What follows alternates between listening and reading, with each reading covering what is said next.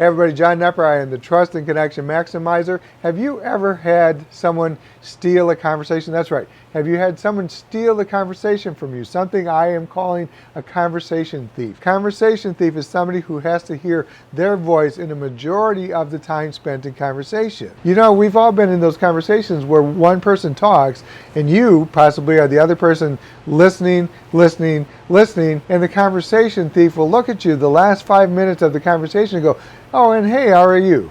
You know there's not enough time to really tell that person how you're doing, what you're feeling, what you're thinking. So what I do in those situations is go, "Hey, great, thanks, I'm okay.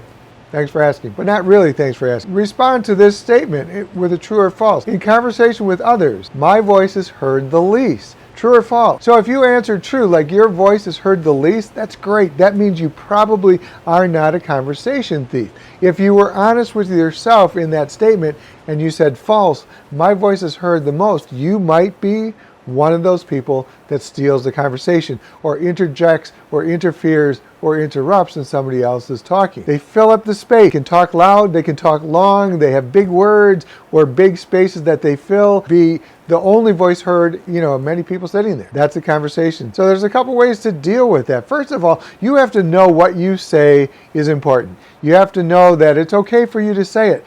That's not just okay, it's your right because you're simply human.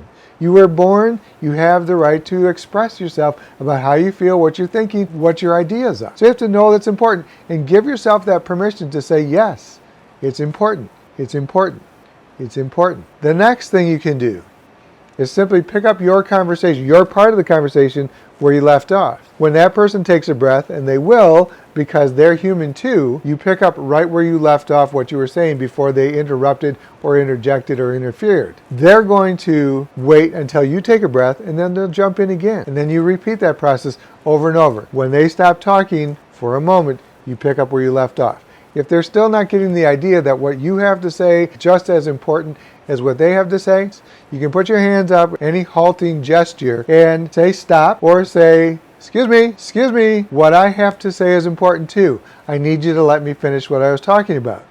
If they still don't do that, you might just want to say, listen, I need to go, I have another appointment, or be really honest and say, this conversation isn't working for me, I have to go. Perhaps the next time we talk, I can let you know what I need out of a conversation. If you thought the video had some value for you, hit the like button. You can subscribe to my channel. Right now it's John Nepper. It soon will be To Talk Smart.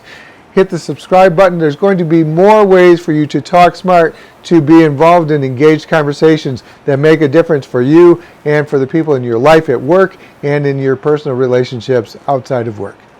I'm John Nepper.